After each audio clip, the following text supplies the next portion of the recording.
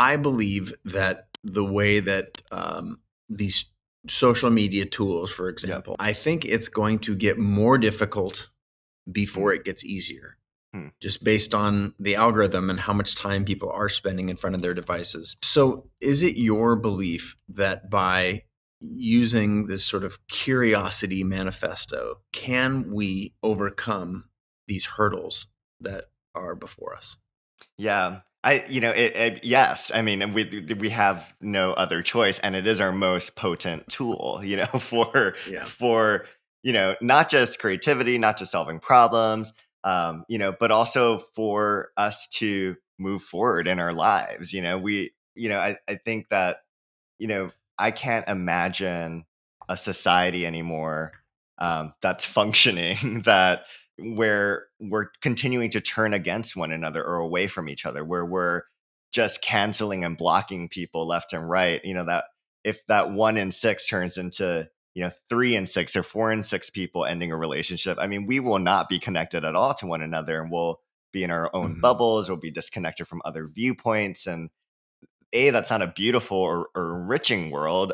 It makes me sad as well. But B, you can't actually understand and empathize with people who are living in different, life experiences than you, and you can't solve collective problems that we're all facing, right? So, you know, Mhm. yeah, we have to be curious, and we have to. It is the most important thing that we need to do right now, because when you look at the world, it's collapsing. And if you have rosy colored, I mean, I am the rosiest colored glasses or whatever you say for that saying. Like, I am so hyper optimistic about everything. It's actually something I've had to work on in therapy. It's like, to welcome in the negativity, and to see the negative emotions, and to not disassociate by just being positive all the time.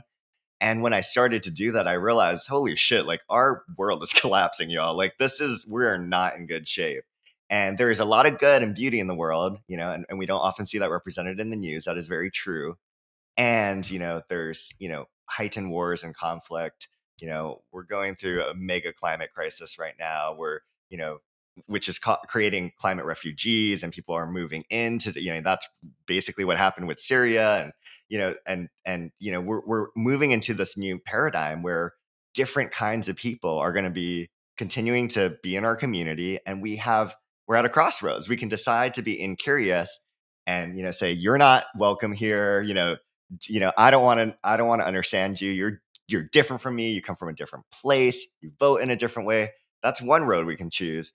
Or there's this other path where we can actually be curious, and we can turn Mhm. towards people, and we can, remember that it's this pleasurable connective experience, and we can ask people about their life experiences and break bread with them, and, form more interesting dinner tables that have like lots of rich stories and experiences, and people are, I mean, that's like what we love about our work, right? Is we get to meet Yeah. and encounter such incredibly different people who just like blow our minds and hearts with the lives they've Yeah. lived. And, I think that, I'm pushing, I'm rooting for us to pick that pathway, um, because I really don't see another option. I really don't Mm. see us, devolving into a world where we're not choosing to be curious.